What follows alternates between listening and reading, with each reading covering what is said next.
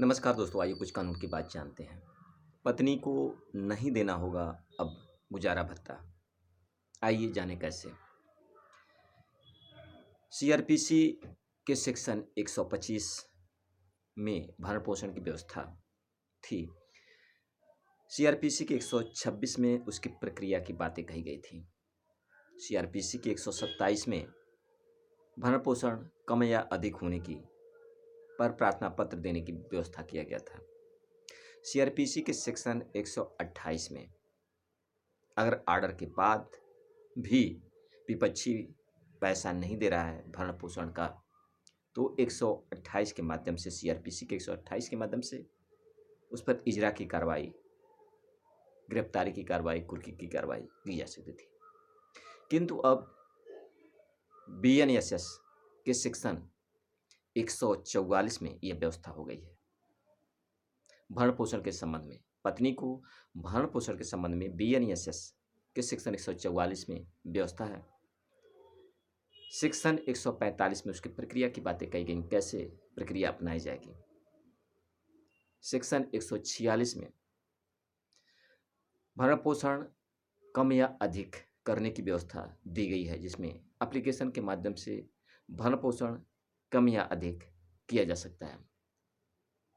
Section 147 में अगर विपक्षी भरण पोषण की व्यवस्था यानी कि भरण पोषण नहीं दे रहा है ऑर्डर के बाद भी, तो सेक्शन 147 के माध्यम से उस पर इजरा की कार्रवाई यानी कि कुर्की की कार्रवाई, गिरफ्तारी की कार्रवाई, ये सब कार्रवाइयों की व्यवस्था दिया गया है बीएनएसएस के सेक्शन 147 में।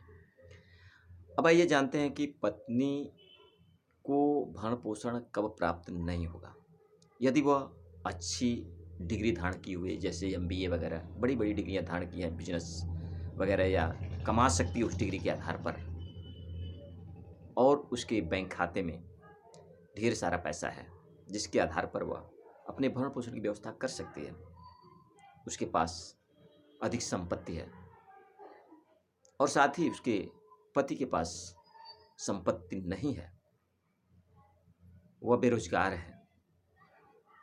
अगर पति अपने आप को बेरोजगार साबित करता है, उसके पास कोई ऐसा पैसा नहीं, बैंक का स्टेटमेंट दे देता है, और पत्नी के बैंक स्टेटमेंट जो देती है उसको ये साबित करना पड़ेगा उसके पास पैसा नहीं है।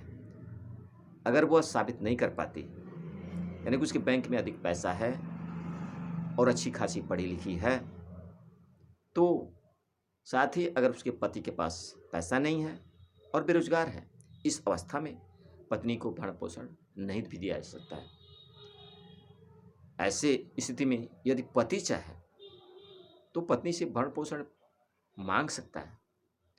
यह हिंदू मैरिज एक्ट के सेक्शन 24 में व्यवस्था दिया गया है कि अगर पति बेरोजगार है, उसके पास आय का कोई साधन नहीं है, और उसके पत्नी के पास बहुत सारा पैसा है, डिग्री है और कुछ संपत्ति है, और वह भरण पोषण की व्यवस्था खुद कर सकती है और पति को भी दे सकती है।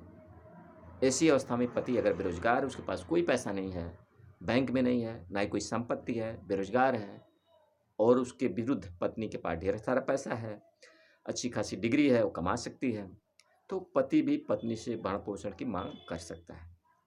न्यायालय अगर उसी समय समझती है तो पति को पत्नी से भरण पोषण देने का आदेश कर सकती है। दोस्तों, जानकारी कैसी लगी? अगर अच्छी लगी तो लाइक करें, शेयर करें, सब्सक्राइब करें। धन्यवाद।